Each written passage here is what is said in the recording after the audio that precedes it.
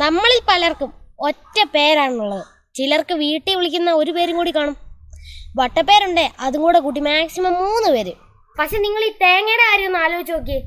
പ്രായ അവസ്ഥ മാറുന്നതനുസരിച്ച് പേരുകൾ ഇങ്ങനെ മാറിക്കൊണ്ടേ ഇരിക്കുകയാണ്. അതും തേങ്ങ എന്ന പേരുമായിട്ട് ഒരു ബന്ധമില്ലാത്ത പേരുകൾ. പൂക്കൾ കായായി തുടങ്ങുമ്പോൾ പേര് മച്ചിങ്ങ. കൊഴിഞ്ഞു വീഴുന്ന മച്ചിങ്ങ പണ്ടത്തെ പിള്ളേർക്ക് ഇഷ്ടമായിരുന്നു. എന്താണെന്നറിയാവോ?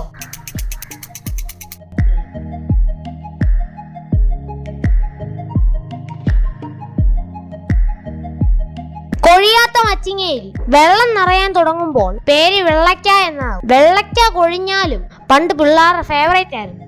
എന്താ കാര്യം? ദേ നോക്ക്, താഴെ വീണ വെള്ളക്ക ഉണങ്ങിയാൽ പേര് തൊണ്ണാൻ എന്നാവും. വെള്ളക്ക വലുതായി വെള്ളവും ഇളം കാമ്പും നിറയുന്നതോടെ അടുത്ത പേര് വീഴും. കരിക്കായി കുടിക്കാനും തേങ്ങയായി ഉപയോഗിക്കാനും